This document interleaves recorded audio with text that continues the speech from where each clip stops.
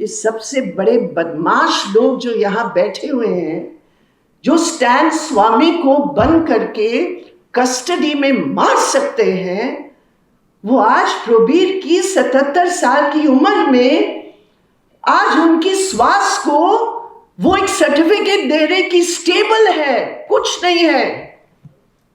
अरे जो 4 बार infectious chest को लेकर है, वो क्या स्टेबिलिटी है? वो कल ही बीमार पड़ जाएगा। न्यूज क्लिक ने उसके सालों की संघर्ष का साथ दिया, वो सब अपराधी होंगे। एंटी सीए का कौन नहीं जानता है साथियों? मोदी सरकार की गठबंधन की एजेंसीज हैं, ईडी, सीबीआई, आईटी, प्रोबीर और न्यूज क्लिक के केस में वो पूरे तौर पर फेल हुए, कुछ भी नहीं मिला। गोपाल जी ने बिल्कुल सही कहा, मोदी ईडी, ईडी मोदी। लेकिन प्रोबीर के केस में ईडी पूरी तौर पर फेल है। 2 मुख्य मांगों को लेकर यहाँ ये मीटिंग में उपस्थित हुए हैं। एक ये कि प्रोबीर को तुरंत रिहा किया जाए और प्रोबीर के खिलाफ जो झूठे मुकदमे हैं उसको वापस लिया जाए।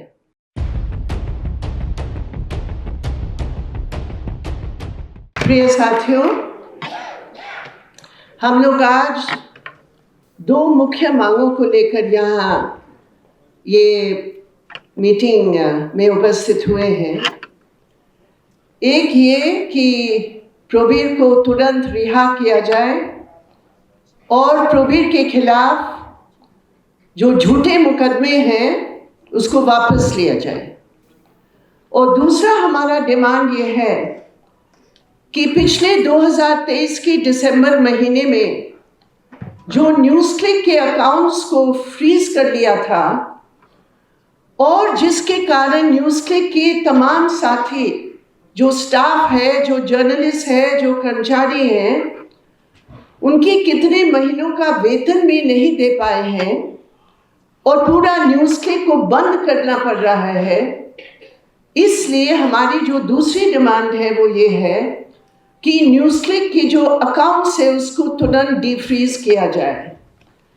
बहुत सारे साथियों ने यहाँ उसकी राजनीतिक संदर्भ बताया है, मैं उसको दोहराना नहीं चाहती हूँ।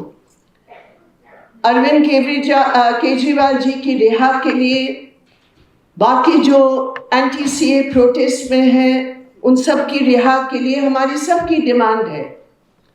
लेकिन प्रोबीर और न्यूज क्लिक के केस का जो अंतर है वो भी मैं आपके सामने रखना चाहती हूँ। गोपाल जी ने बिल्कुल सही कहा, मोदी ईडी, ईडी मोदी। लेकिन प्रोबीर के केस में ईडी पूरी तौर पर फेल है। ईडी ने एक बार नहीं, 2 बार नहीं, बार प्रयास किया, 125 साथियों की जांच की, इन्वेस्टिगेशन किया। हालांकि क्रिमिनल केसेस में विटनेसेस करते हैं और इंक्वायरी होती है, लेकिन आप सोचो ये सारे लोग पत्रकार थे, ये सीनियर जर्नलिस्ट थे, उनमें से कुछ नौजवान जर्नलिस्ट भी थे। और जिस तरह आतंक के आधार पर एक तरफ स्पेशल ब्रांच ने किया और दूसरी तरफ ईडी ने किया, इसके साथ साथ सीबीआई का केस दर्ज हुआ, इसके साथ साथ आईटी का केस दर्ज हुआ। ये तमाम जितने भी मोदी सरकार की गठबंधन की एजेंसीज हैं, ईडी, सीबीआई, आईटी, प्रोबीर और न्यूज क्लिक के केस में वो पूरे तौर पर फेल हुए हैं, कुछ भी नहीं मिला। कोर्ट ने प्रोबीर और उनके साथियों को प्रोटेक्शन दिया। कोर्ट ने कहा कि ये जो आप आरोप लगा रहे हैं, प्राइमा फैशी ये केस बनता है कि ये कोर्ट की सुरक्षा में बाहर रहे। तो ये कोर्ट की प्रोटेक्शन में थे, बार बार रेड्स के बावजूद। लेकिन जब सब फेल हुए तो हिंदुस्तान की जनवाद को कत्ल करने वाला कानून, ये काला कानून यूएपीए, राष्ट्र विरोधी बात को सामने, मैन्युफैक्चरिंग फैक्ट्री में जो मोदी और बीजेपी और आरएसएस का जो झूठ मैन्युफैक्चरिंग फैक्ट्री है,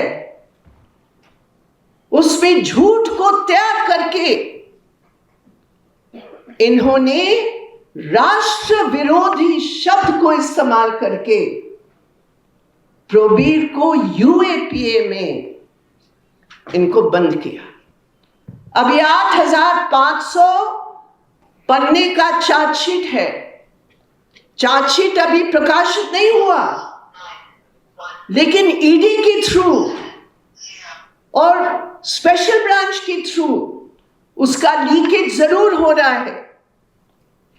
और उसकी लीकेज में जो बातें सामने आ रही है, ये हमारे सबके लिए इतने जबरदस्त खतरनाक बात है, क्योंकि जो चार्जशीट है उसका मुख्य आधार ये है कि कोई भी व्यक्ति अगर हमारे देश में किसी वर्ग संघर्ष के साथ एकजुटता प्रकट करते हैं या किसी जनवादी अधिकारों की आंदोलन के साथ वो एकजुटता प्रकट करते हैं, वो एकजुटता ही उनकी परिभाषा में अपराध है।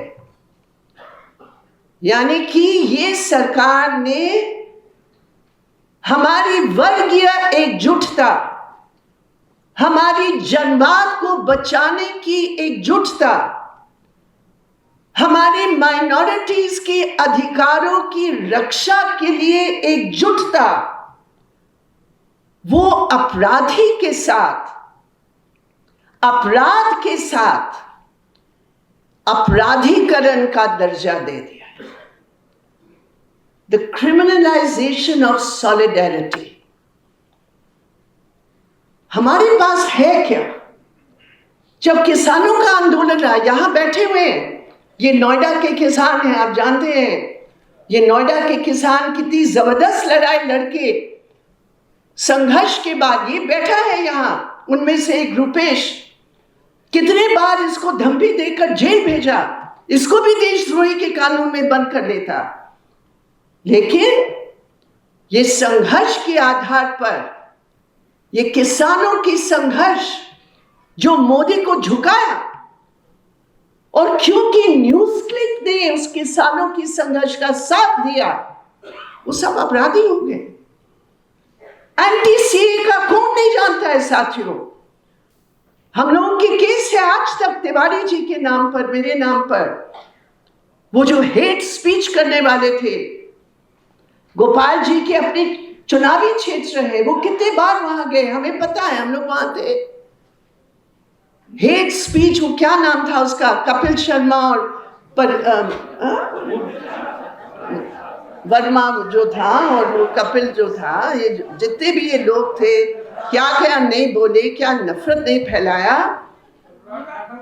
और वो मुझे याद है न्यूज क्लिक का वो प्रोग्राम जो उन्होंने उसको पूरा दिखाया, और वो न्यूज क्लिक का प्रोग्राम जो उन्होंने दिखाया, न्यूज क्लिक के इतने मुश्किल और इतनी कठिन परिस्थितियों में न्यूज क्लिक के तमाम रिपोर्टर्स वहां जाते थे, हम लोगों ने देखा, और जो कि तू सच्चाई देते थे। आज क्या आरोप है चार्जशीट में कि न्यूज क्लिक के रिपोर्टर्स ने एंटी सीए स्ट्रगल को बढ़ाने के लिए पैसे दिए। न्यूज क्लिक की रिपोर्टर्स ने किसानों की संघर्षों के साथ देने के लिए पैसा दिया। न्यूज क्लिक की रिपोर्टर्स ने मजदूरों की हड़ताल के लिए पैसा दिया, और वो पैसा कहां से आया? वो पैसा आया चीन से। तो आप सब बदनाम कर लो, पहले तो एकजुटता को तुमने अपराधीकरण कर लिया, और दूसरी बात है कि चीन का वो भूत और हवा दिखाकर कि चीन से पैसा लिया, मतलब ये राष्ट्रीयता, ये नकली राष्ट्रीयता का नकाब पहनकर वो न्यूज क्लिक और मीडिया के ऊपर हमला कर रहे हैं। ये समझने के बाद लोग डर जाते, अरे चीन से पैसे आया तो हम कैसे एकजुटता प्रकट कर सकते हैं? ये सरासर झूठ। ये प्रोबेट की पॉलिटिकल लाइफ इंटेग्रिटी का लाइफ है, उसकी राजनीति का जो पूरा जिंदगी है वो खुलकर बोले हैं, जो भी बोले हैं खुलकर बोले हैं। और आज प्रोबीर को उन संगठनों के साथ जोड़कर, जिस पर पाबंदी सरकार ने लगाई, उसके साथ जोड़कर, चीन के साथ जोड़कर एक साथी का जो पूरा रेप्यूटेशन है हिंदुस्तान भर में, आप उसको बदनाम करने का प्रयास कर रहे हो। हम इसको बर्दाश्त करेंगे क्या?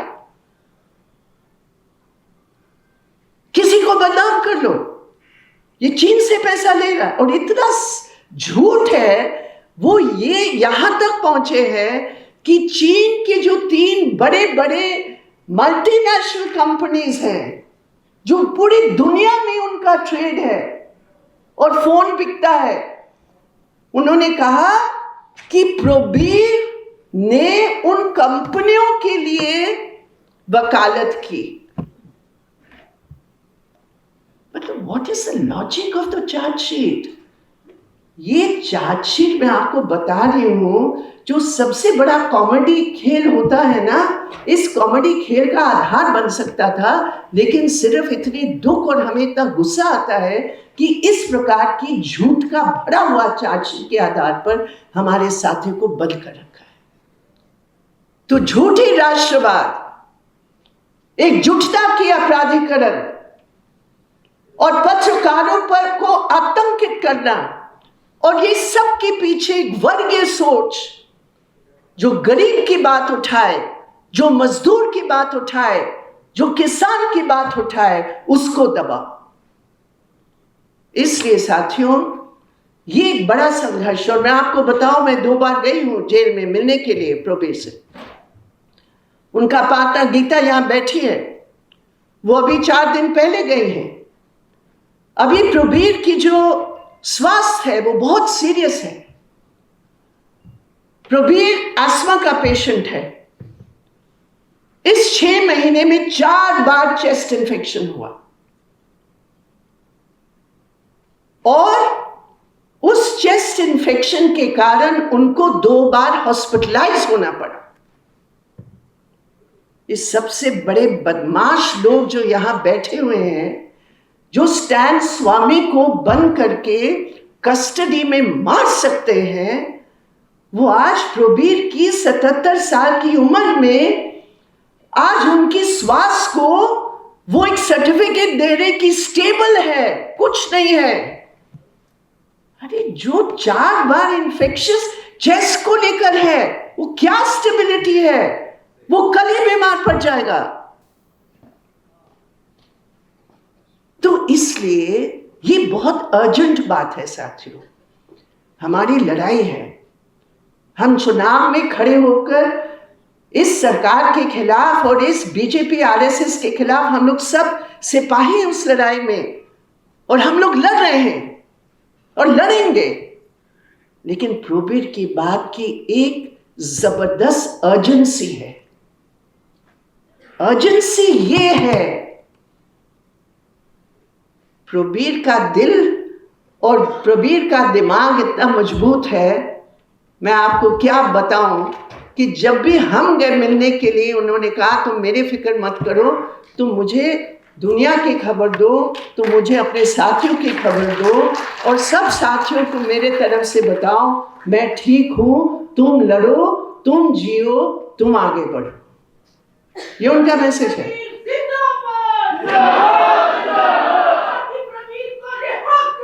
रिहा करो, रिहा करो। तो साथियों, इसलिए ये जो अर्जेंसी है इस बात की, इसको मैं आपके सामने रखना चाहती हूँ। अभी बार बार कोर्ट में तारीख पड़ रही है, हमारी वकील पूरी तौर पर कमिटेड है और प्रयास कर रहे हैं, लेकिन ये जो पूरा जुडिशियल प्रोसेस है, ये जितनी डिलेड होता है उतने हमारे साथी के शरीर कमजोर होती है। इसलिए हम लोग ये बेल एप्लीकेशन जो हेल्थ ग्राउंड्स पर ये बेल एप्लीकेशन है, और बाकी तो है ही जो मेरिट्स पर भी है, लेकिन मैं उम्मीद करती हूँ कि शोमा सेन की इस अनुभव के आधार पर कि 6 साल एक महिला जेल में रही, चार्जशीट तक नहीं दे पाए, और उसके बाद आज सुप्रीम कोर्ट कह रही है प्राइमा फेशी एविडेंस नहीं है। शर्म आनी चाहिए इस सरकार के ऊपर। और इस प्रकार जो जुडिशियल प्रोसेस है, उस प्रोसेस को सार्वजनिक रूप पर जनता के बीच ले जाकर इस डिमांड को और भी जोर और एनर्जी के साथ हम रखें, इसीलिए आज की बीट मीटिंग हुई है। और तमाम साथी जो इसमें आए हैं, हम आप सबको धन्यवाद देना चाहेंगे। हमारा संघर्ष जारी रहेगा। प्रबीर को हम जेल से बाहर निकालेंगे, और प्रबीर का जो संघर्ष है हमारा सबका संघर्ष है, हम जीतेंगे, इसमें कोई दो बात नहीं है। और मैं विशेषकर न्यूज़ क्लिक के साथियों को, जैसे कॉमरेड सीताराम और अन्य साथियों ने कहा, मैं बार बार न्यूज़ क्लिक के बहादुर साथियों को मैं सलाम पेश करती हूँ। इनकलाब जिंदाबाद।